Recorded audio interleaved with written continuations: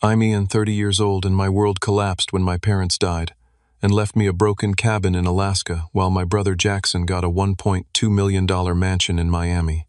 The pain doubled when my fiancée Melissa called me a pathetic loser and left me for him. Drowning in despair, I retreated to that cabin, never imagining I'd find something there worth $500 million.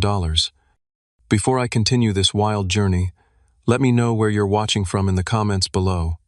Hit that like button and subscribe to hear more incredible life-changing stories like mine.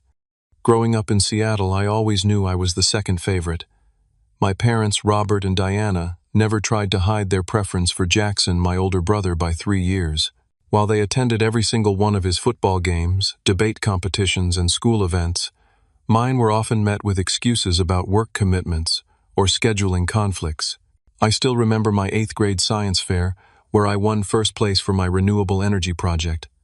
My parents sent their assistant with a gift card instead of coming themselves because Jackson had a regular season game the same evening. This pattern continued throughout our childhood and teenage years. Jackson received a brand new car for his 16th birthday, while I got a used sedan with 100,000 miles when my turn came. For college, they fully funded his education at an Ivy League school, while I worked part-time jobs to supplement my partial scholarship at the state university. Despite this obvious favoritism, I never allowed resentment to consume me. I channeled my energy into building myself up through hard work and perseverance. After graduating with a degree in mechanical engineering, I secured a decent job at a manufacturing firm in Seattle. The pay wasn't extraordinary, but it was enough to rent a small apartment and slowly build my savings. It was at a company holiday party 4 years ago that I met Melissa. She worked in the marketing department, and her vibrant personality immediately drew me in. With curly auburn hair, bright green eyes, and a laugh that could light up the darkest room, she was everything I never knew I needed. Our connection was instant, and within 6 months we were inseparable. Melissa understood my complicated family dynamics and became my rock. When family gatherings became uncomfortable due to my parents' obvious preference for Jackson and his achievements, she would squeeze my hand under the table and later remind me of my own worth. We built our relationship on mutual respect and shared dreams of eventually owning a home, starting a family, and perhaps even launching our own business someday. 2 years into our relationship, I proposed during a weekend hiking trip to Mount Rainier. The joy in her eyes when she said yes remains one of my most treasured memories. We began planning our wedding, opting for a modest ceremony that we could afford without going into debt. Melissa seemed content with our plans, though occasionally she would point out venues or decorations beyond our budget after spending time with her wealthier friends. Last winter, everything changed. My parents were returning from a European vacation when their private plane encountered severe turbulence and crashed over the Atlantic. There were no survivors. The news hit me like a physical blow. Despite their flaws and favoritism, they were still my parents, and I loved them deeply. In the midst of grief, Jackson and I had to come together to handle funeral arrangements and their estate. The reading of the will took place in our family lawyer's office on a rainy Tuesday morning.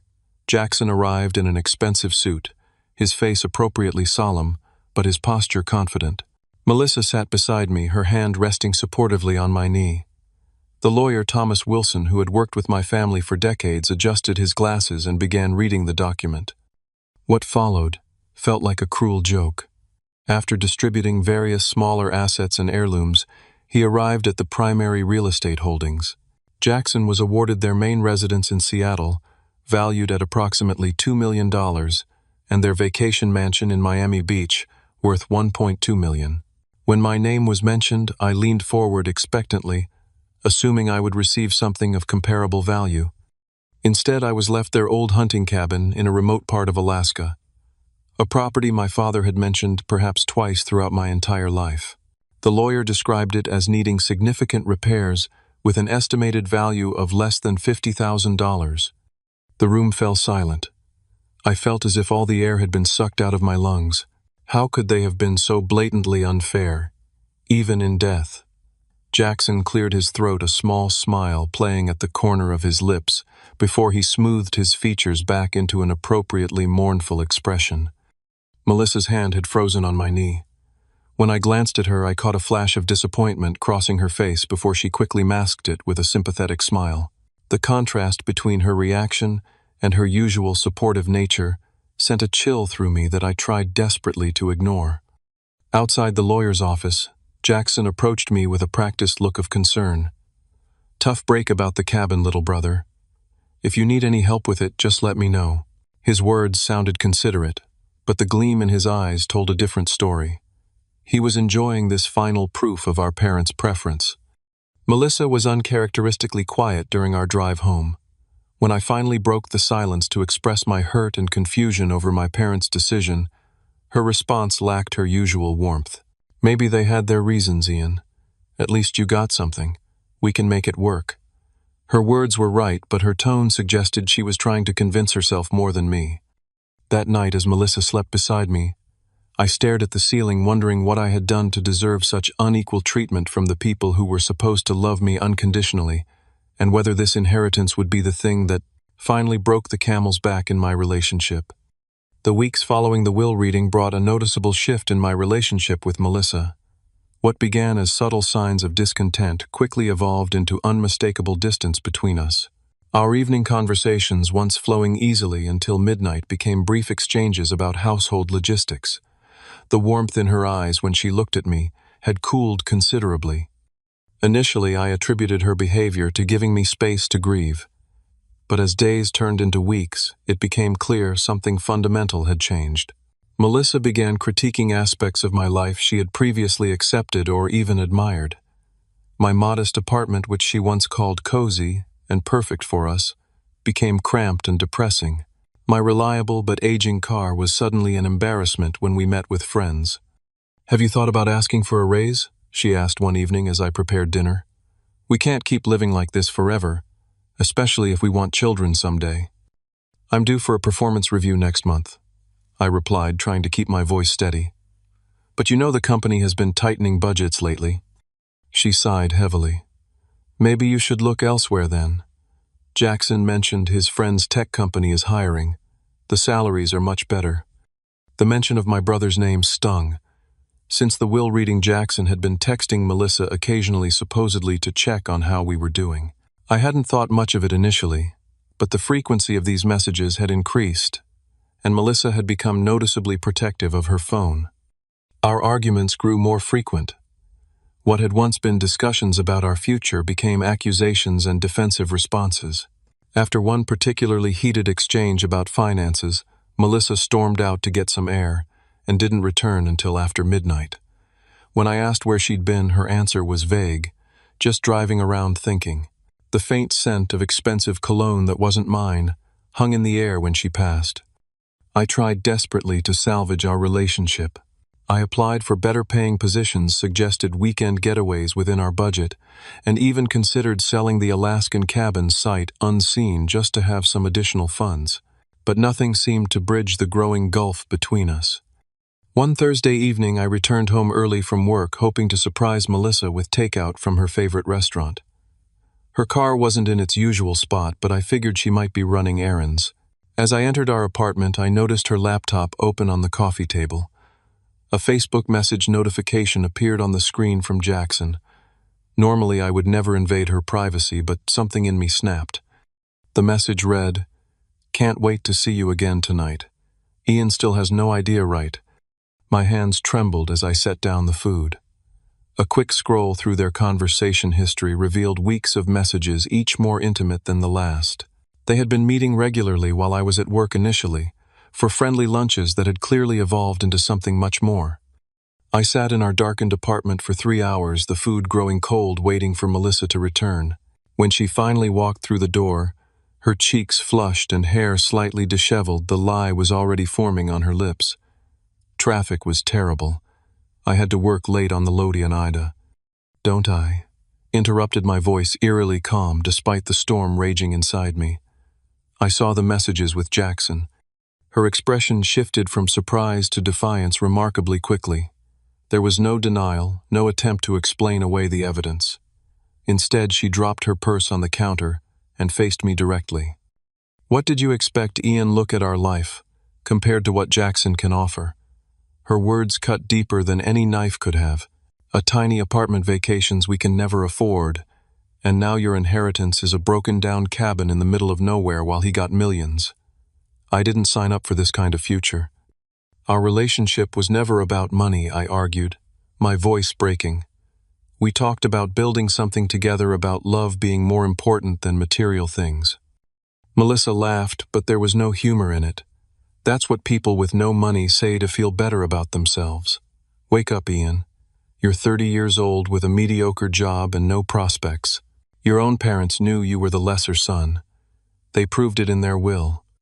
Her words knocked the wind out of me. So everything between us was conditional. 4 years together. Our engagement, all of it hinged on my bank account. I wanted to believe love would be enough, she said, twisting the engagement ring off her finger. But Jackson showed me what life could be like with someone who's actually going somewhere. He's successful, ambitious, connected. What are you offering me except struggles? And that pathetic cabin? I loved you, I whispered. I thought that mattered. Love doesn't pay bills or build a future, she replied coldly, placing the ring on the counter between us. Jackson and I connect on a level you and I never did. He understands my needs, my ambitions. How long, I asked, needing to know the extent of their betrayal. Does it matter? It started as friendship, after the will reading. He was comforting me. Comforting you? I interrupted incredulously. You weren't the one who lost parents, and was then slapped in the face by their final message that you weren't good enough. See, this is exactly why I'm leaving. You're wallowing in self-pity instead of doing something to change your circumstances. Jackson takes action. You just accept whatever life hands you. She grabbed an overnight bag I hadn't noticed she'd packed that morning. I've already moved most of my things to his place. I'll get the rest later. As she reached for the door, something in me broke. So that's it. 4 years thrown away because my brother has more money. She turned, her expression almost pitying. It's not just the money, Ian. It's what the money represents. Drive, ambition, success, things you clearly lack. Her final words cut the deepest. Let's be honest. You're a pathetic loser who will never amount to anything. I was foolish to waste so much time thinking you might change. The door closed behind her with a quiet click that somehow seemed more final than a slam would have been. I stood frozen in our apartment. My apartment now surrounded by the remnants of what I'd thought was a loving relationship built on mutual respect and shared dreams. Everything had been a lie, and now my brother had taken the last thing I truly cared about. The weeks following Melissa's departure were the darkest of my life. I moved through each day like a ghost, going through the motions without truly being present. My performance at work suffered significantly as I struggled to focus on even the simplest tasks. Twice my supervisor called me into his office to discuss my declining productivity. I understand you're going through personal issues, Ian, he said. During our second meeting, his expression, a mixture of concern and frustration. But we have deadlines that can't be ignored. If things don't improve by the end of the month, we'll need to reevaluate your position here. I nodded numbly, promising to do better, while knowing I lacked the emotional capacity to follow through. Each night, I returned to an apartment that felt cavernous despite its small size. Everywhere I looked, I saw Melissa's absence. The empty side of the closet, the bathroom counter missing her cosmetics, the bookshelf with gaps where her novels had been. Sleep became elusive. When exhaustion finally pulled me under, I would dream of her and Jackson together, laughing at my naivety. I'd wake in cold sweats, reaching across the bed for someone who was no longer there. My friends tried to help.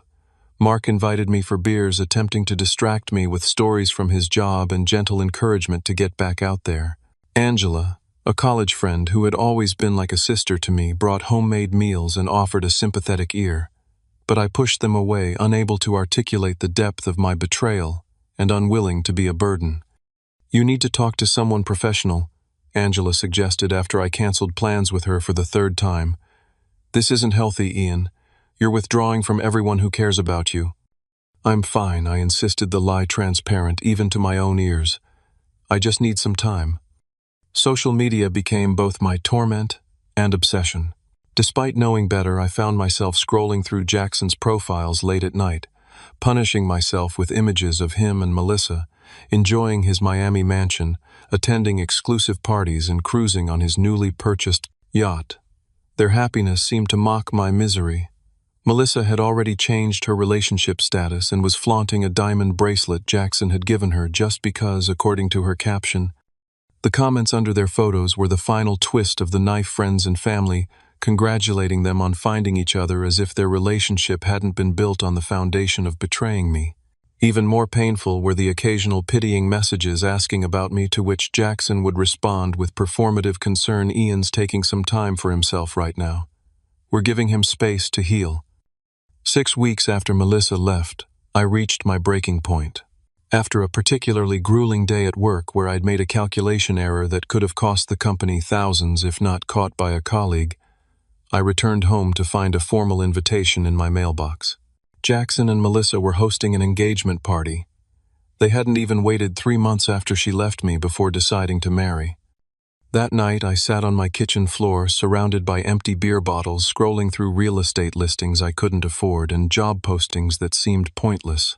In a moment of drunken curiosity, I typed Alaska cabin into my search bar, wondering about the property that had been my pathetic inheritance. The search returned images of rustic hunting lodges, nestled among snow-capped mountains and dense forests. Something about the stark wilderness called to me, perhaps the promise of isolation, or the opportunity to disappear from a life that had become unbearable. I found myself digging through boxes until I located the folder of inheritance paperwork. Inside was a deed to the property, along with several faded photographs of a small wooden structure beside a pristine lake. The cabin looked weathered but sturdy, built from thick logs with a stone chimney. According to the documentation, it sat on 20 acres of land approximately 30 miles from the small town of Talkeetna. For the first time in weeks, I felt a flicker of genuine curiosity. Why had my parents left me this specific property? They had never mentioned any connection to Alaska during their lives. The cabin didn't appear to be particularly valuable, but something about it must have held significance for them to include it in their will. The next morning, fighting through a hangover, I researched flights to Alaska. The impulsiveness of the idea should have given me pause, but instead, it provided the first sense of purpose I'd felt since Melissa's departure. I had 3 weeks of unused vacation time. My supervisor would probably be relieved to have me out of the office given my recent performance. When I mentioned my plan to Mark during a rare phone conversation, his concern was immediate. Alaska, in the middle of winter, to visit a cabin you've never seen that might not even have electricity. This sounds like the beginning of a horror movie, man. I need to get away, I insisted. Clear my head somewhere. Jackson and Melissa won't be flaunting their relationship in my face. At least wait until spring, he countered. Winter in Alaska is no joke, especially for someone with no wilderness experience. But his warnings only strengthened my resolve. The harshness of the environment matched my internal landscape. Perhaps facing physical challenges would distract from the emotional ones. 3 days later, I was on a flight to Anchorage, with a duffel bag containing warm clothing, basic tools, and emergency supplies purchased during a frantic shopping spree. From Anchorage, I rented a 4-wheel drive truck, equipped with snow chains, and loaded it with additional provisions: food, water, a first aid kit, and a satellite phone the rental company insisted upon for remote travel. The drive to Talkeetna took nearly 3 hours along icy roads, bordered by towering pines laden with snow. As I ventured farther from civilization, a strange calm began to replace the chaos in my mind. The pristine white landscape stretched endlessly untouched by the complications of human relationships and betrayals. In Talkeetna, a quirky town that served as a base for mountain climbers attempting to summit Denali, I stopped to purchase additional supplies and ask for directions to the remote area where the cabin was located. The locals regarded me with a mixture of curiosity and concern when I explained my situation. "That old Jenkins place?" asked the elderly cashier at the general store, his bushy eyebrows rising in surprise. "Hasn't been anyone out there in years, far as I know. Road gets pretty treacherous this time of year. You might want to wait till the spring thaw." "I need to see it now," I replied, adding more firewood and canned goods to my already substantial stockpile. He shrugged, seemingly accustomed to the determination of outsiders. "Your funeral, but take this." He handed me a hand-drawn map with additional notes about landmarks and potential hazards. "Cell service is non-existent out there.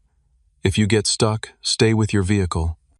The final stretch of my journey proved as challenging as the locals had warned. What began as a narrow paved road gradually deteriorated into a rutted track barely visible beneath the snow.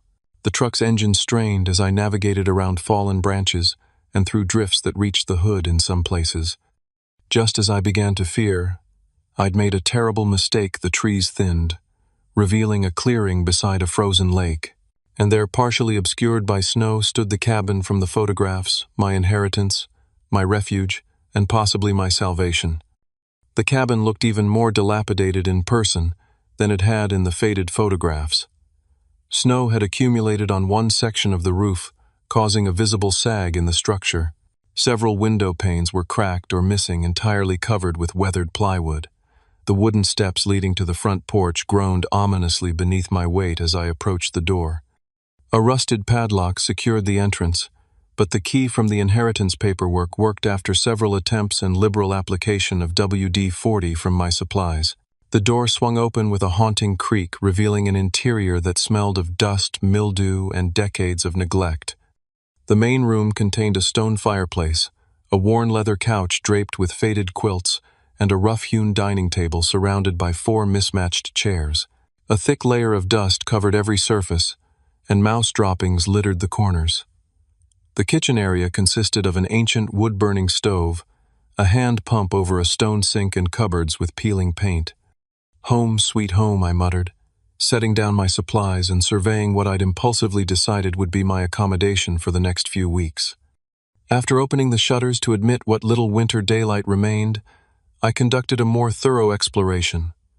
A narrow staircase led to a loft area with 2 twin beds covered in plastic sheeting.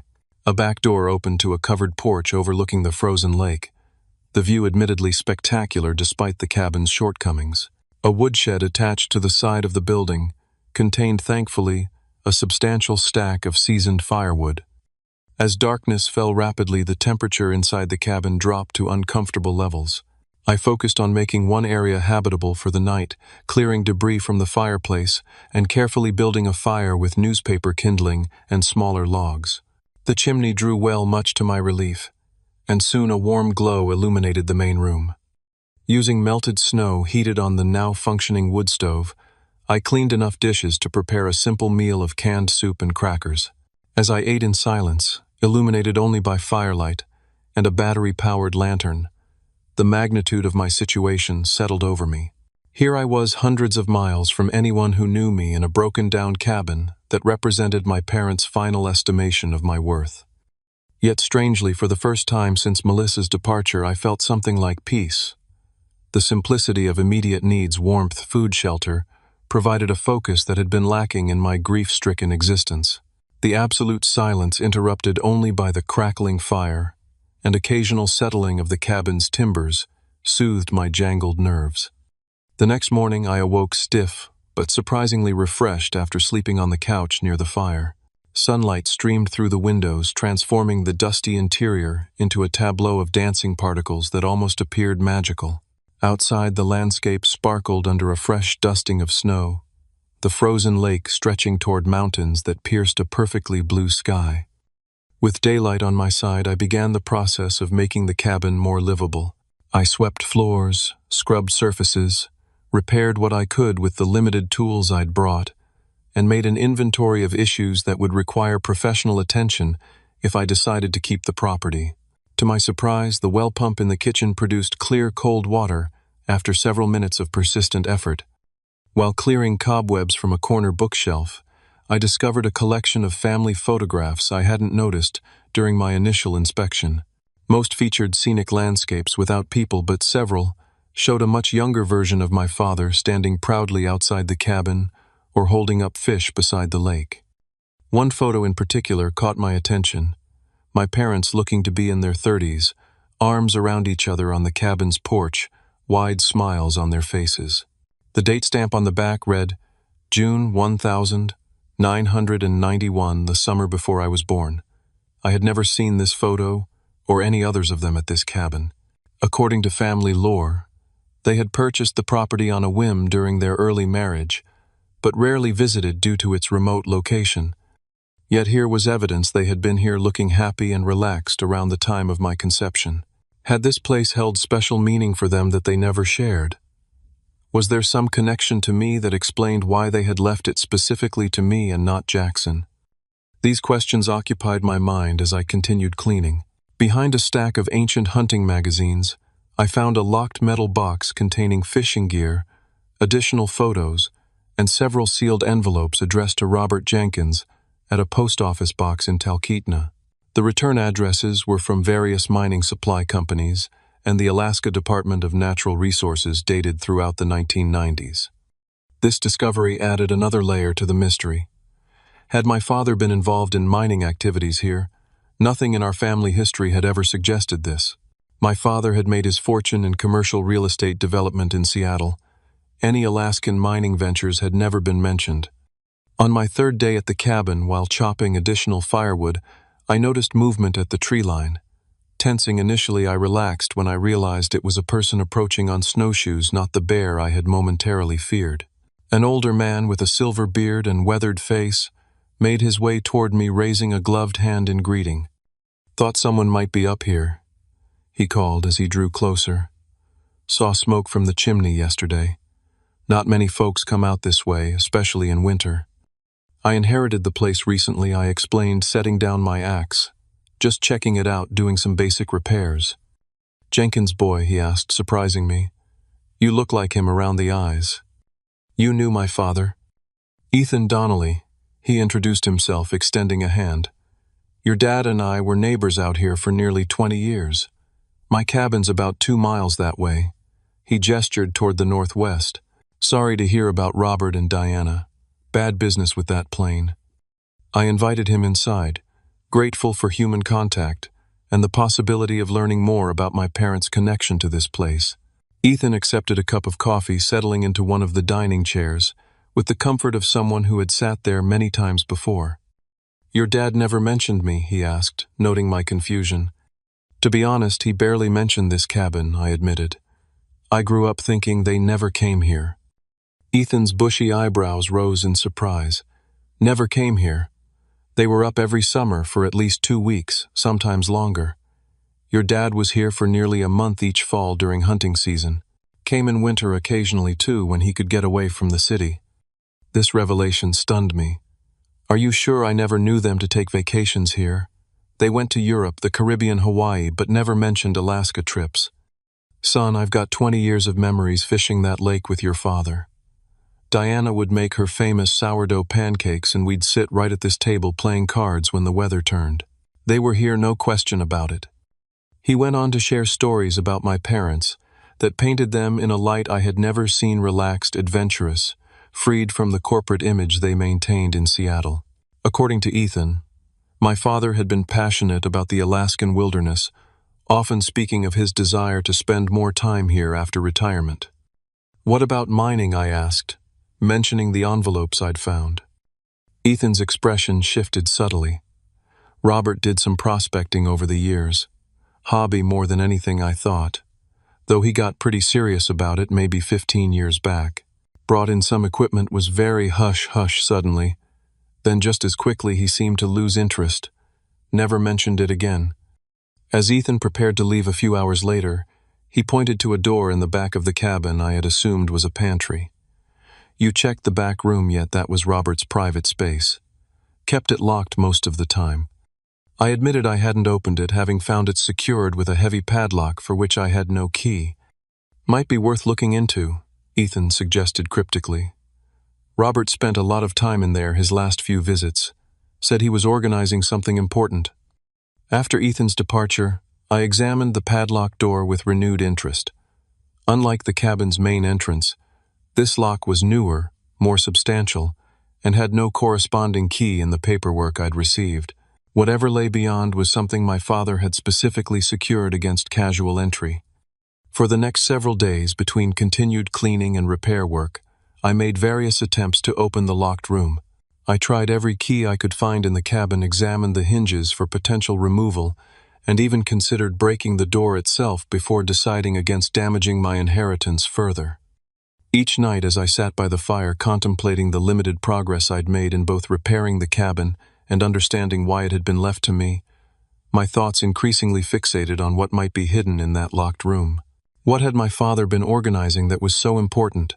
Why had my parents kept their connection to this place secret from their children? And most puzzling of all, why leave a seemingly worthless property to me, while giving Jackson millions in prime real estate? The questions swirled in my mind, replacing the constant thoughts of Melissa and Jackson that had dominated my consciousness for weeks. For the first time since their betrayal, I found myself genuinely curious about something unrelated to my pain. The mystery of the cabin and its locked room provided a focus that felt like the first step toward healing. On my 7th day at the cabin, frustration with the locked door reached its peak. After examining the padlock for the 100th time, I decided more drastic measures were warranted. Using a combination of tools from my supplies, a crowbar hammer, and the blade of my hunting knife, I attacked the hasp securing the lock to the doorframe. The aged wood surrounding the screws finally splintered under sustained pressure, and the entire assembly clattered to the floor. The door swung open to reveal a space unlike anything I expected. Rather than a simple storage closet, I discovered a fully equipped office. A sturdy desk dominated the center, its surface covered with maps, notebooks, and geological survey documents. Metal filing cabinets lined one wall, while the other displayed topographical maps of the surrounding area marked with various notations in my father's distinctive handwriting. A gun safe stood in one corner, and shelves held collections of rock samples, each meticulously labeled. Most surprising was the modern equipment: a satellite phone charging station, a laptop computer now outdated, but clearly once high-end, and what appeared to be specialized testing equipment for mineral samples. This room had received attention and investment far beyond anything else in the cabin. I approached the desk, drawn to a leather-bound journal prominently positioned in the center. Opening it revealed my father's familiar handwriting, beginning with an entry dated nearly 20 years ago. Initial surveys confirm presence of gold deposits in Sector 4. Preliminary tests suggest concentrations far exceeding regional averages. Further investigation required before filing official claim. Must maintain absolute secrecy until full extent is determined. My hands trembled as I flipped through subsequent entries which documented years of careful exploration, sample collection, and analysis. According to my father's meticulous records, he had discovered a potentially massive gold deposit on land adjacent to the cabin property land that was unclaimed at the time of his discovery. The most recent entries, dated just months before my parents' death, detailed his final conclusions. All tests confirm initial findings. Conservative estimates place deposit value at $500 million minimum. Have secured mineral rights through Shell Corporation to maintain privacy. Documentation in safe. Will reveal to family after final verification process complete. My mind reeled with implications. My father had discovered a gold deposit worth $500 million and had been preparing to share this information with the family when the plane crash occurred. The cabin wasn't a worthless inheritance. It was the key to accessing an extraordinary fortune. The combination to the gun safe was written in code on the final page of the journal. Using my father's birthdate and anniversary as the key, I deciphered it and opened the heavy door. Inside, alongside 2 hunting rifles and a handgun, I found a waterproof document case containing official mineral rights claims, geological surveys verified by independent experts, and legal documents establishing ownership through a corporation named Jenkins Family Holdings, LLC, of which, according to the paperwork, I was the sole inheritor following my parents' death. Additional documents included detailed maps showing the exact location of the deposit extraction plans developed with mining engineers and environmental impact studies already completed in preparation for development. My father had been thorough, spending years quietly preparing everything needed to extract this wealth responsibly and legally. One final envelope contained a handwritten letter addressed to me specifically. "Ian, if you're reading this, something has prevented me from sharing this discovery in person. Your mother and I always saw in you qualities that would make you the right steward for this legacy, patience, integrity, and perspective about what truly matters in life. The gold is valuable, but the land itself is priceless. Trust your judgment about how to proceed, but remember that wealth can destroy as easily as it can build. We love you, Dad. Tears streamed down my face as I absorbed his words. All those years I had felt less favored. My parents had been watching, evaluating, and ultimately entrusting me with something far more significant than Jackson's inheritance. They had seen qualities in me that I hadn't recognized in myself. The following morning, I hiked through snow-covered forest to Ethan's cabin, the journal and critical documents secured in my backpack. When I explained my discovery, his expression confirmed he knew more than he had initially revealed. "Your father swore me to secrecy," he admitted. "Made me promise I wouldn't tell anyone, not even you kids, until he was ready. After the accident, I wasn't sure what to do. Figured the lawyer would have instructions." "Did you know the extent of it?" I asked. "The value." Robert never gave me exact figures, but from the equipment he brought in and the experts he occasionally consulted, I knew it was significant. He was cautious, wanted everything verified multiple times, all the legal aspects covered before going public. Ethan hesitated. He mentioned once that he was being careful about how this would affect his family. Said money had already done enough damage to one of his children, and he wouldn't let it ruin the other. The implication was clear. Jackson had already been shaped by wealth and privilege, not always for the better. This discovery would have been entrusted to him. With Ethan's guidance, I ventured to the specific location indicated in my father's maps. Despite heavy snow cover, we found the markers he had placed inconspicuous to casual observers, but clear indicators to those who knew what to look for. A small, unmarked entrance led into what appeared to be an abandoned test mine, but extended beyond into areas where my father had taken samples, showing extraordinary gold concentrations. Standing at the entrance, looking at unassuming rock that potentially contained millions in precious metal, I felt overwhelming responsibility. This wasn't just a financial windfall. It was my father's legacy, his final message about what he truly valued, and who he trusted to carry that forward. Back at the cabin that evening, I began making calls using the satellite phone from my father's office. First to a geologist recommended in his notes, then to an environmental consultant he had previously worked with, and finally to a lawyer specializing in mining rights. Each conversation confirmed what the documents suggested. I was sitting on one of the largest gold discoveries in recent Alaskan history. As I laid out my father's maps and notes across the now clean dining table, I realized the cabin itself had been transformed in my perception. What had initially seemed like a worthless, broken-down structure was actually the centerpiece of a carefully constructed plan, a deliberate disguise for something extraordinarily valuable, much like the unassuming rocks that contained gold veins.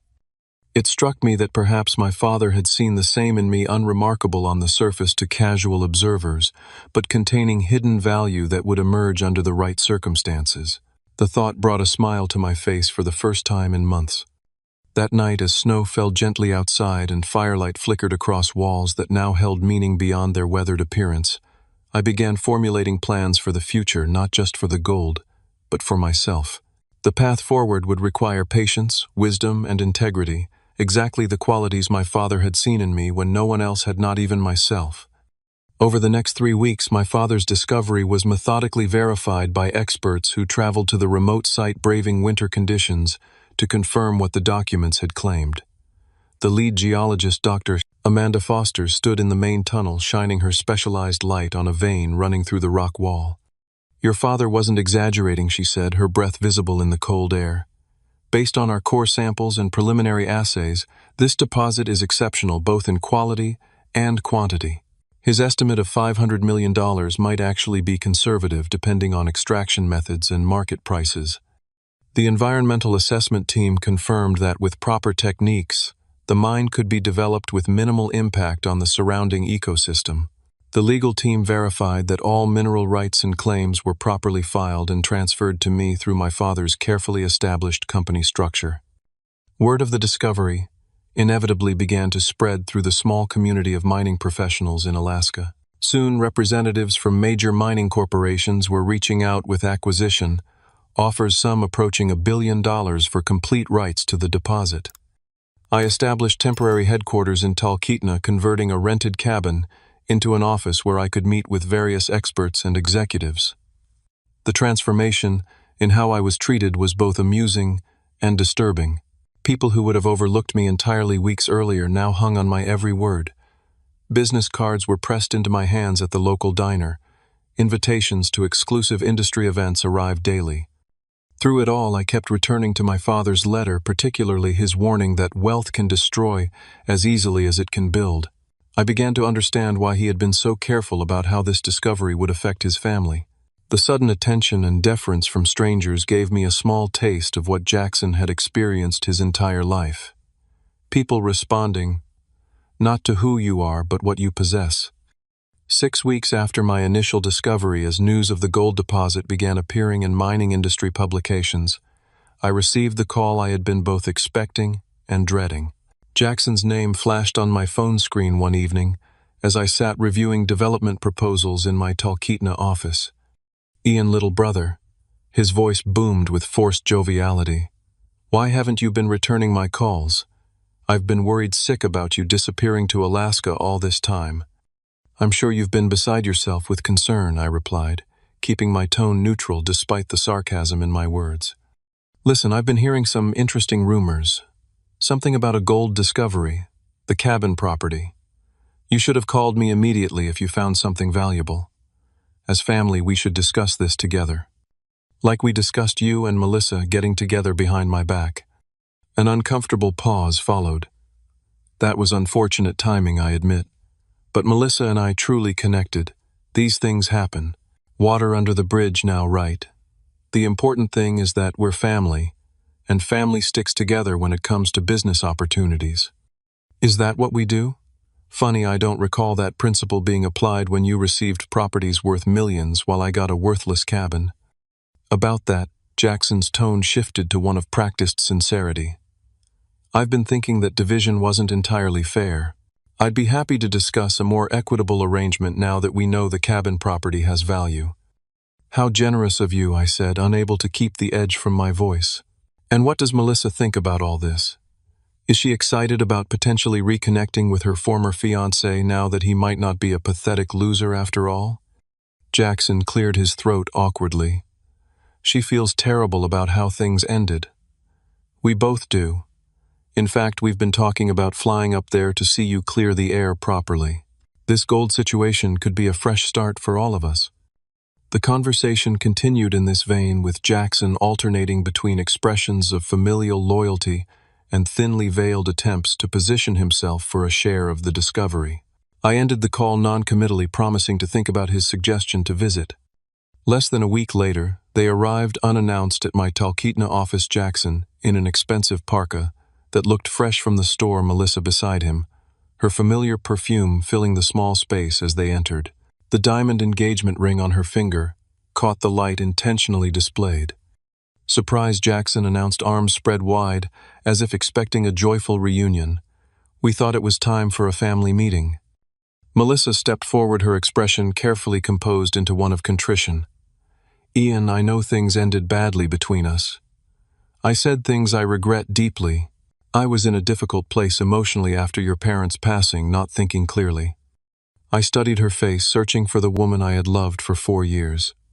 All I saw was calculation behind her practiced smile, her eyes occasionally darting to the development plans spread across my desk. It's quite a coincidence that your regret surfaces exactly when news of the gold deposit goes public, I observed. That's unfair, Jackson interjected. We've been trying to reach you for weeks long before any news broke. Phone records would suggest otherwise, I replied calmly. But it doesn't matter. I appreciate you making the trip, but there's nothing to discuss regarding the mine.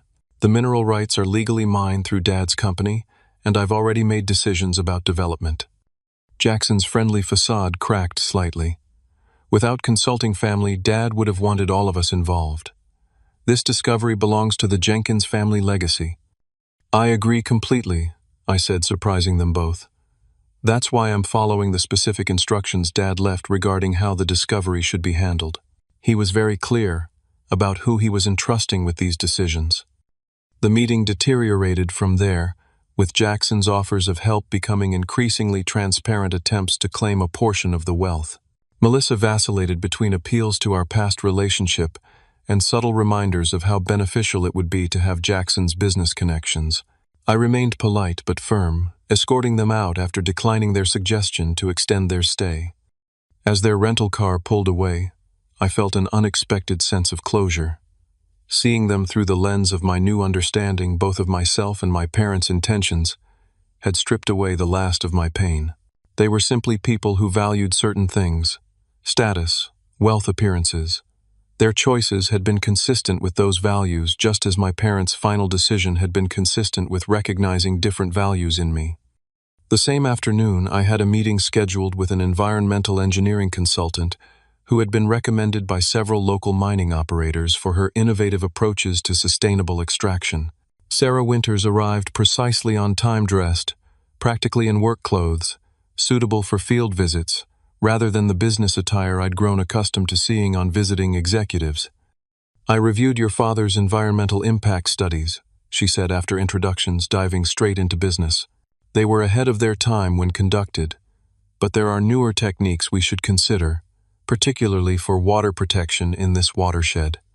Her straightforward approach was refreshing after Jackson and Melissa's performance. Over the next several hours, Sarah walked me through various options for developing the mine with minimal environmental impact, never once mentioning the deposit's value or my personal windfall. Her focus remained entirely on doing the job right. "What's your connection to Alaska?" I asked as our meeting concluded. "Your expertise seems very specific to this region." "Born and raised in Fairbanks," she replied. "Left for college, got my engineering degrees, worked for some big firms in the lower 48. Came back 8 years ago when I realized I was helping corporations find loopholes, rather than actually protecting the places I cared about. Now I only consult on projects committed to genuine environmental responsibility." Something about her integrity resonated with me. "Would you be interested in continuing to consult as this project develops? I could use someone who knows what they're talking about and isn't just telling me what they think I want to hear."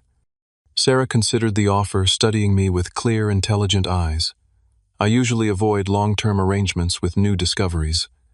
Too often, initial good intentions get lost once the dollar signs start adding up. "Fair enough," I nodded. "How about this work with me on the initial development plan? If at any point you feel the project is compromising your environmental standards, you can walk away no questions asked with full compensation for your time." A small smile formed on her lips. "You're not what I expected based on the rumors circulating about the lucky inheritor who stumbled on a fortune." "I'm discovering I'm not who most people expected me to be," I replied honestly, including myself. Over the following months, the Jenkins Gold Project took shape under my direction, with Sarah becoming an integral part of the development team. I rejected outright acquisition offers in favor of maintaining controlling interest through my father's company, partnering with a mid-sized mining operation with a proven environmental record. I made 2 significant decisions that raised eyebrows throughout the industry. First, I allocated 20% of all proceeds to a trust dedicated to environmental conservation and sustainable economic development in rural Alaska communities.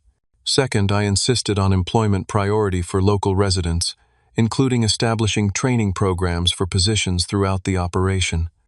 As spring arrived, transforming the landscape from white to vibrant green, I found myself spending more time at the cabin. No longer a symbol of rejection, it had become a place of connection to my parents, to the land, and to a version of myself I was just discovering. I invested in thoughtful renovations, preserving its rustic character while making it comfortable for extended stays. Sarah began visiting regularly. As the project progressed, our professional relationship gradually evolving into friendship. Unlike my relationship with Melissa, which had been built partly on her vision of who I might become, Sarah saw and accepted who I actually was. Our conversations ranged from technical mining details to philosophical discussions about responsibility and legacy, all without pretense or agenda. One evening, as we sat on the rebuilt porch watching the sunset reflect off the now thawed lake, Sarah asked the question few others had thought to pose: What will you do when the mine is fully operational? Most people in your position would be shopping for mansions and yachts by now. I considered her question seriously. I think I'll stay here at least part of the year. Monitor the operation, make sure it stays true to its commitments. Maybe use some of the proceeds to fund engineering scholarships for local students. I smiled. Decidedly boring plans for a newly minted millionaire, I know. Not boring, she corrected. Purposeful. There's a difference. As our eyes met, I recognized something I hadn't felt in a long time. Connection based on shared values, rather than convenience or appearance. Whether this connection would develop into something more remained to be seen, but for the first time since Melissa's betrayal, I was open to the possibility. The gold discovery had changed my life, but not in the ways most would assume. The true value hadn't been in the minerals themselves, but in discovering what my parents had seen in me all along, and what Melissa and Jackson had been too superficial to recognize. 1 year after discovering the gold deposit, I stood on the observation platform overlooking what was now the Jenkins responsible mining operation. Below me, carefully designed facilities extracted gold using methods that minimized environmental impact. The operation employed over 200 people, more than half, from local communities, many trained through programs we had established. The cabin, once dilapidated and forgotten, had been thoughtfully restored. I maintained its rustic character while adding modern amenities that allowed comfortable year-round living. The original structure remained intact, including my father's office, which I preserved as a reminder of the journey that had brought me here. Sarah stood beside me on the platform, now the environmental director for the entire operation. Our professional relationship had indeed evolved into something deeper over the months of working closely together. Unlike my relationship with Melissa, built on superficial attraction and convenience, what Sarah and I shared was founded on mutual respect, shared values, and genuine understanding of each other's strengths and weaknesses. The revegetation project is exceeding expectations, she noted, consulting her tablet. Native species reestablishment is 20% ahead of projections in the initial extraction zones. The tribal council seemed pleased during yesterday's site visit, I added, especially with the training center results. Our conversation was interrupted by my phone vibrating with an incoming call. The screen displayed Jackson's name, a now familiar occurrence.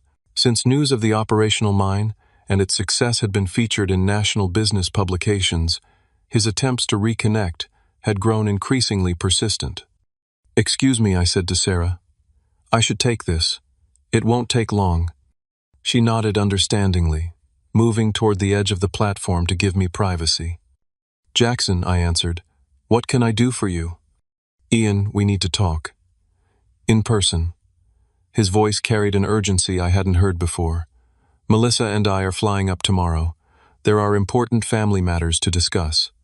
"We've been through this, Jackson. There's nothing to discuss regarding the mine.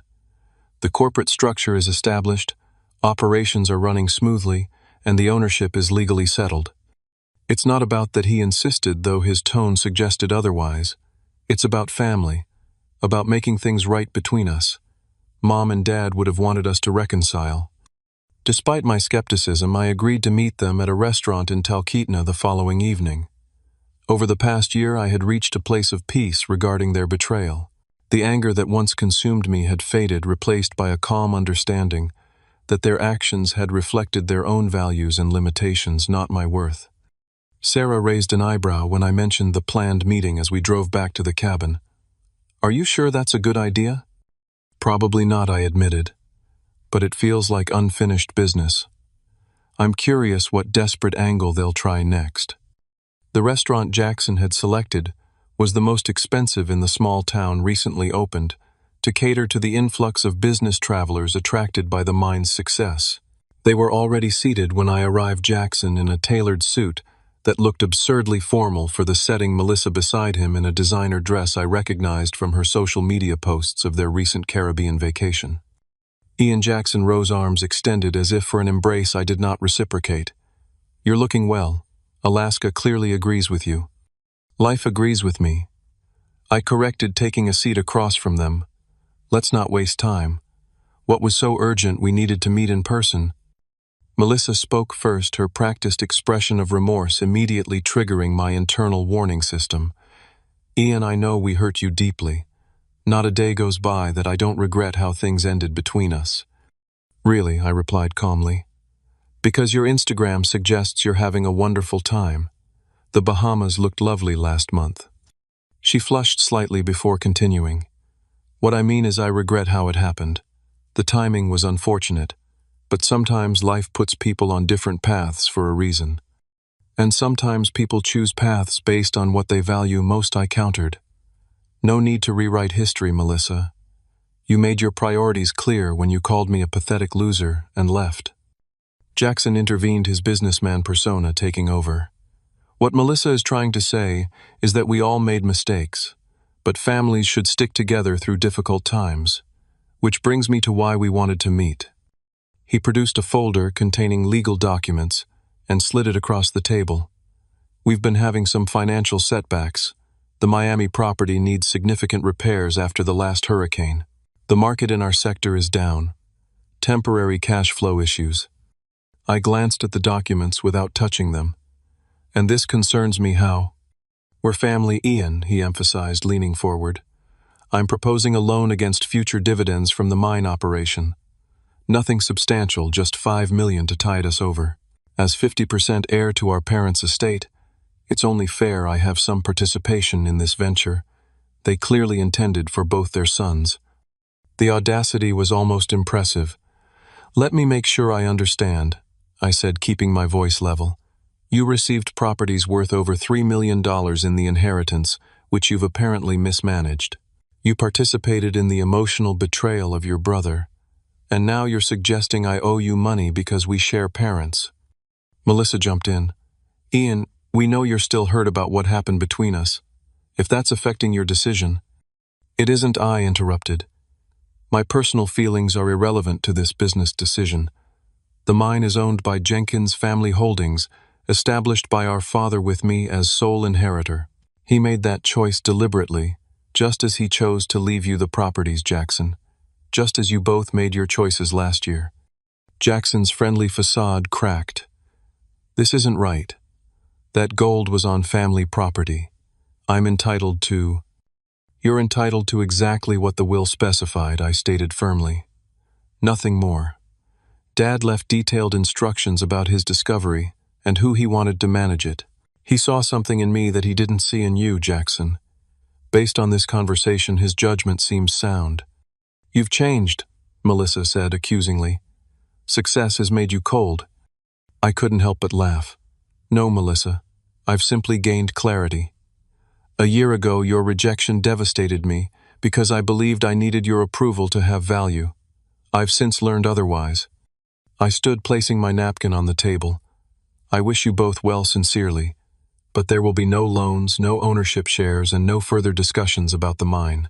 I suggest you focus on managing what you have, rather than coveting what was never meant for you. Walking away from that table was the final step in a journey that had begun in heartbreak and confusion. I felt no anger toward them, no desire for revenge or validation, only a quiet certainty that I was exactly where I was meant to be. Back at the cabin that evening, I shared the details of the meeting with Sarah. As we sat by the fire, the conversation, eventually turning to broader reflections. Do you ever wonder why your parents left things the way they did? She asked. They must have known how it would initially appear to you getting the cabin while your brother got valuable properties. I think they knew exactly what they were doing, I replied after consideration. Dad's letter said they saw qualities in me that would make me the right steward for this legacy, patience, integrity perspective. Maybe they knew those qualities would only fully emerge if I experienced what it felt like to seemingly get less than my share. A test of character, Sarah suggested. Or an opportunity for growth. Maybe both. I gazed into the fire. If they had simply told me about the gold or split everything equally, I might never have discovered what I'm capable of. I might still be defining my worth through others' opinions. The journey from betrayal to success had transformed me in ways no amount of inherited wealth could have. The initial pain of Melissa and Jackson's betrayal had broken open parts of myself. I had kept safely hidden my resilience, my capacity for independent decision-making, my ability to create something meaningful from apparent misfortune. The gold discovery, while financially significant, had been secondary to the real treasure, self-knowledge, and purpose. I had built something that honored my father's legacy while creating opportunities for others. I had found a partner who valued substance over appearance. And perhaps most importantly, I had discovered that my worth was never determined by others' assessments, but by the choices I made and the values I lived by. In the end, what had appeared to be my parents' final rejection had actually been their most profound gift. Not the gold itself, but the opportunity to discover the veins of strength and character running beneath the surface of my life, invisible until circumstances forced them into the light. The cabin, once a symbol of what I lacked compared to Jackson, now represented something far more valuable than any Miami mansion, a place of authenticity, purpose, and genuine connection. As I looked around at the restored walls that had witnessed my transformation, I felt a deep gratitude for what had initially seemed like the cruelest of inheritances. Life rarely gives us what we think we want. Sometimes, if we're fortunate, it gives us exactly what we need to become who we're meant to be. The broken cabin had never been broken at all. It was simply waiting for me to discover its true value, and in the process, my own.